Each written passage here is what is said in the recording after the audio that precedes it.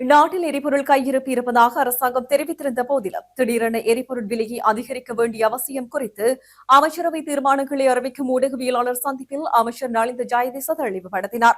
உலக சந்தையில் கச்சா எண்ணெய் விலை சுமார் 37.76% அதிகரித்துள்ளது. இதனுடன் சுத்திகரிக்கப்பட்ட எரிபொருட்களின் விலையும் பெருமளவு உயர்வடைந்துள்ளது.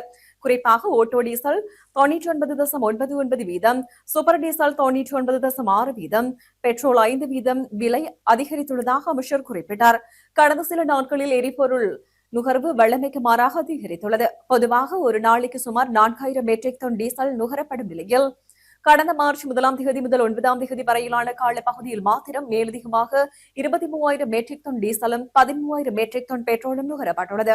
இதனால் புதிய விலைக்கு இறக்குமதி செய்யப்பட்ட எரிபொருள் கப்பல்களின் செலவை ஈடுகட்ட இந்த விலை அதிகரிப்பு தவிர்க்க முடியாதானது. சர்வதேச சந்தையில் விலை உயரும் போது உள்நாட்டு விலையை அதிகரிக்காவிட்டால் தனியார் நிறுவனங்கள் எரிபொருள் இறக்குமதியை குறைத்துக் கொள்ள அல்லது நிறுத்தக்கூடும்.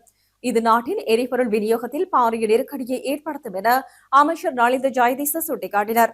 பொருளாதார நெருக்கடியை கருத்தில் கொண்டு சர்வதேச சந்தை விலைக்கு ஏற்ப பாரிய விலை அதிகரிப்பை செய்யாமல் கட்டுப்படுத்தப்பட்ட அளவில் மாத்திரமே இந்த விலை திருத்தம் மேற்கொள்ளப்பட்டுள்ளதாக அமைச்சர் நலிந்த ஜெயதிச தெரிவித்தார்.